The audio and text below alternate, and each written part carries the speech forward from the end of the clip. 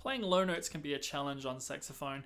Once you've got all those pads closed, you got to get that reed vibrating and just trying to generate this low hum.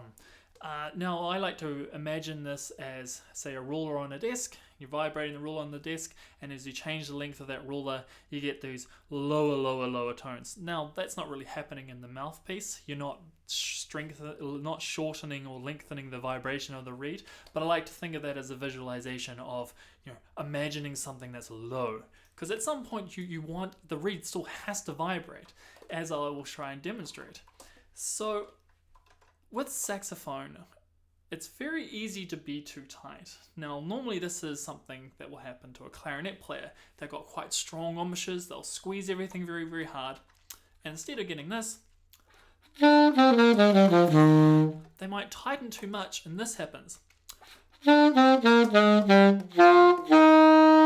So what's happened there? That is a harmonic jump. So it's not really a squeak as such. A squeak is going to sound way nastier. Okay, you can hear the kind of the squeak in there. It's a horrible sound. What generally is happening is you're getting a harmonic. Okay, so those are the harmonics going up the instrument. Now, a better way to demonstrate this is actually a brass instrument.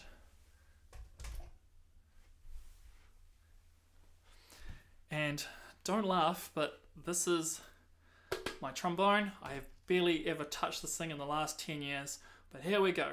You may have heard brass players doing this all the time.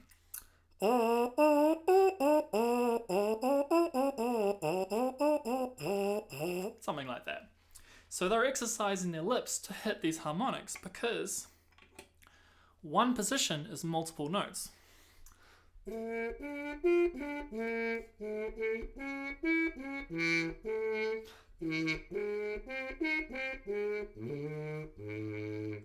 Okay, so I'm so out of practice. But the same thing is happening on the saxophone. So if you take a B, for example, a nice easy note, and I tighten my lips heaps,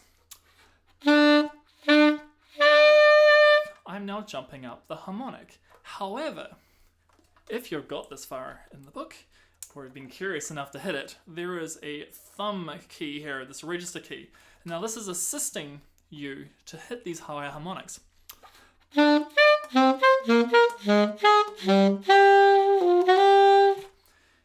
Now, by just tightening your lips alone, sure, you can hit those notes.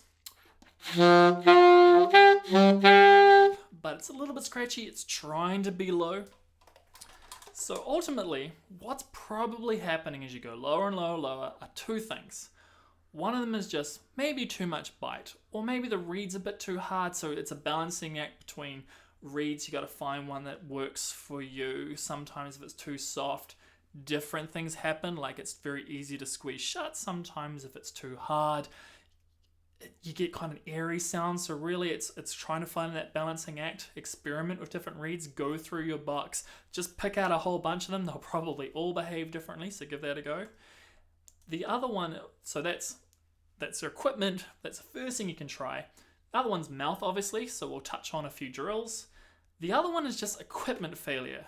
Now, we'll get to that at the end, but equipment failure is, or something wrong with your saxophone in terms of pad closure.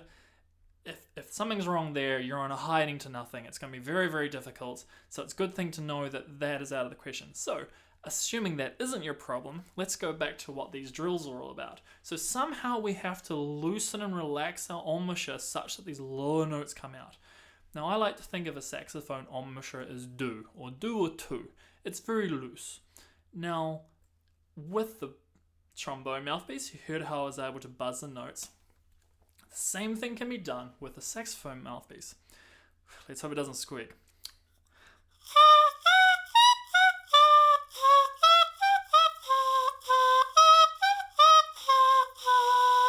So what it's demonstrating is that it's very, very easy to be flexible and still get a tone. In some ways, you're pitching notes. It's very, very important for higher notes to be able to know what note you're trying to get. However, what typically happens as a student is you're holding on for dear life. And you're always, by default, quite tight.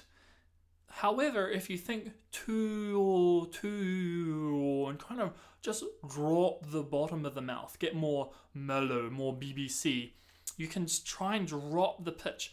As you do so, you'll probably need more air to keep it going.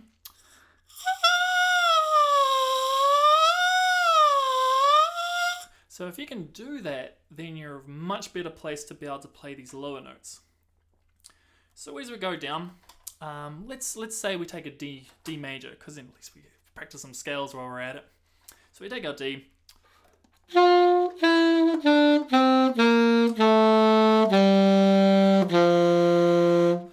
As you get lower, we want to try and allow that reed to vibrate. So yes, we might go flat, we might get out of tune, but if you're not even getting the note out at all, it's not going to really matter at this point. Just try and get that note out. To let that reed vibrate, loosen the jaw, let that reed just go. So what I'm doing there is I'm flexing the jaw. I'm going looser, to, and then I'm pulling it tight. To-i-o-i. So it's always a good idea to try and say these words, to-i-o-i, because you get an idea of what the inside of the mouth is doing. Because as much as the outside seems something quite important, really it's what's going on inside your mouth that is dictating a lot of these weird sounds that might happen, or the flexes on the pitch jumps and all that kind of stuff. So we go from that D again.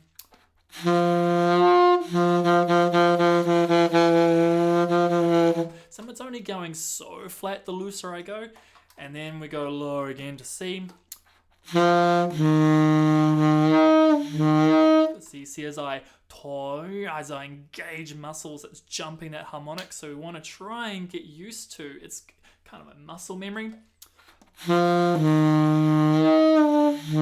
know how loose you can go before it jumps. Because obviously you want to be in tune, but for the time being, we're just trying to sound notes. Now we could try, say, C major. So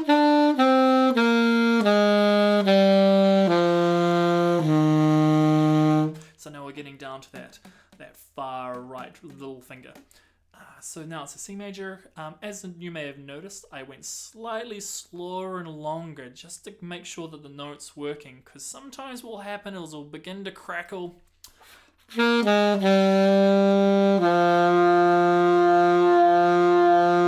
that's me on a D, and you can just hear it wavering between, so you might hear that. So sometimes it's a good idea just to hold one of those low notes to make sure it's not happening, and then you let it kind of settle, and then we go down lower, and then you realize at the end of the day, it's almost like we're doing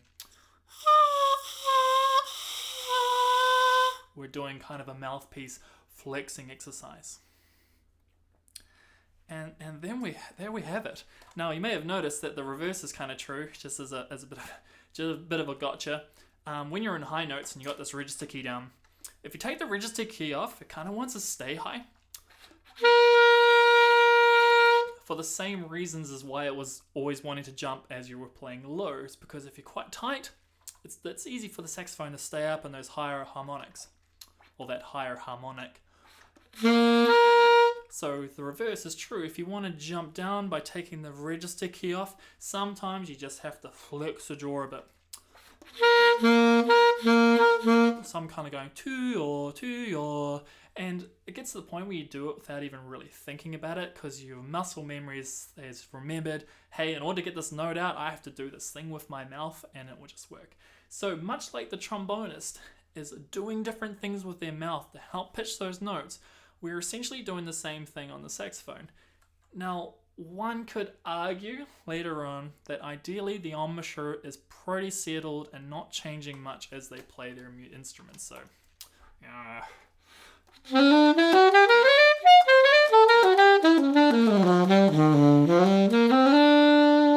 so I just played a bunch of notes. Generally, I'm always kind of like, I'm not really tight. I'm just kind of that very relaxed, jazzy do.